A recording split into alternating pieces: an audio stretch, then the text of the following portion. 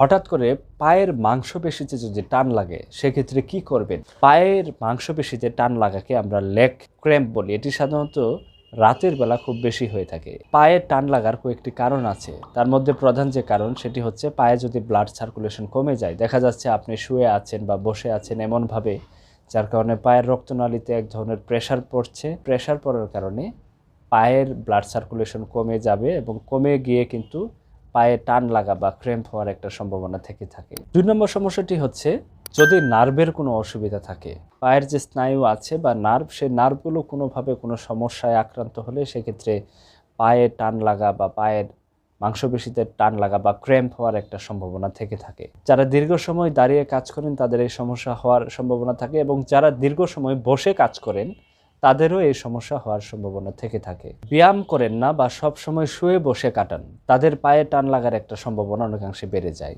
এই সমস্যাটি সাধারণত দেখা যায় যাদের বয়স 40-এর বেশি তাদের হয়ে থাকে। এটা অতিরিক্ত পেইনফুল একটা কন্ডিশন।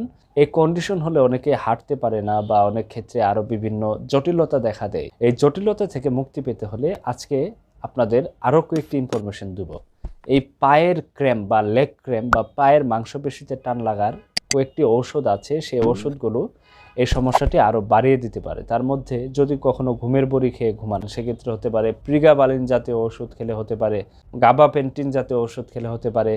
অনেক ক্ষেত্রে যারা অতিরিক্ত ব্যথার ওষুধ খান, বিশেষ করে নেপ্রোকজেন জাতীয় ওষুধ, এই নেপ্রোকজেন জাতীয় ওষুধ খেলেও কিন্তু পায়ের মাংসপেশিতে টান লাগার সম্ভাবনা অনেকটাই বাড়িয়ে দেয়। তবে পায়ের মাংসপেশিতে টান লাগলে আপনি কি করবেন? প্রথম যে করণীয় হচ্ছে ঘুমের মধ্যে বা শোয়া থেকে বসার সময় বা বসা থেকে ওঠার সময় যে কোনো সময় যদি টান লাগে পায়ের মাংসপেশিতে, তাহলে আস্তে আস্তে করে বসে যান। বসে আপনার পাটি আস্তে আস্তে সোজা করার চেষ্টা করুন। সম্পূর্ণ সোজা হয়ে গেলে পাটি ভাঁজ করে পায়ের আঙ্গুলগুলো আপনার দিকে আনার চেষ্টা করুন। মাংসপেশিতে মেসেজ করার চেষ্টা করুন এবং একটা সময় মেসেজ করতে করতে দেখা যাবে কি আপনার এই সমস্যাটি ঠিক হয়ে যাবে। অনেক ক্ষেত্রে দেখা যায় যদি সমস্যা অনেক বেশি তীব্র হয় তাহলে পায়ে গরম পানির সেক দিতে পারেন, বেশি ব্যথা হলে বরফের সেক দিতে পারেন, অথবা ব্যথাটি যদি অনেক বেশি তীব্র হয় এবং পা যদি ফুলে যায় সেক্ষেত্রে অবশ্যই কিন্তু একজন ডাক্তারের পরামর্শ নিতে হবে।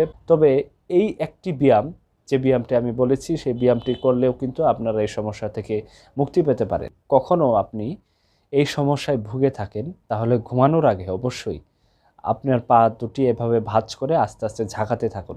1 থেকে 2 মিনিট ঝাঁকুন। সেই ঝাঁকালে এই পায়ের মাংসপেশিতে টান লাগার সম্ভাবনা অনেকটাই কমে যায়।